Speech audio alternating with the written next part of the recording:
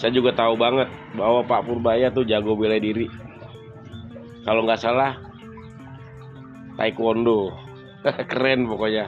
Berseteru dengan Gubernur Jawa Barat Didi Mulyadi, tabiat Menkeu Purbaya Yudi Sadewa diungkap Bang Oblak, sosok tiktokers yang cukup terkenal yang juga tetangga Purbaya. Akun tiktoknya bernama @bangmobielak, memiliki 99.000 pengikut. Melalui akun itu, Bang Oblak kerap mengomentari isu-isu pemerintahan yang sedang banyak disorot, termasuk soal anggaran mengendap di Jawa Barat yang sedang ramai dibicarakan. Didi Mulyadi dan Menkeu Purbaya. Bang Oblak bercerita bahwa dia tetangga Menkeu Purbaya dan masih satu wilayah. Sebagai tetangga, Bang Oblak mengetahui beberapa fakta tentang sang menteri. Satu di antaranya kebiasaan Menkeu Purbaya kepada orang di sekitar rumahnya. Menurut Bang Oblak, tetangga Menkeu Purbaya rutin keterlibatan rezeki dari sang menteri setiap beberapa bulan sekali. Menurut dia, Purbaya punya kebiasaan berbagi rezeki kepada tetangganya yang fakir miskin.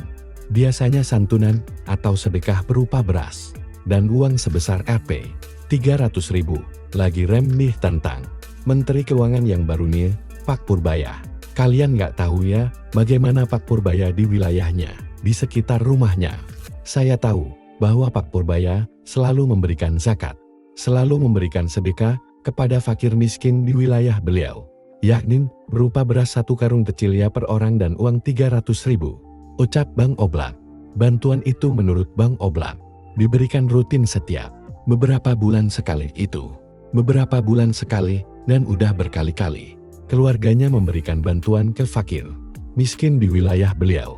Kebetulan saya masih satu wilayah dengan beliau, lanjutnya.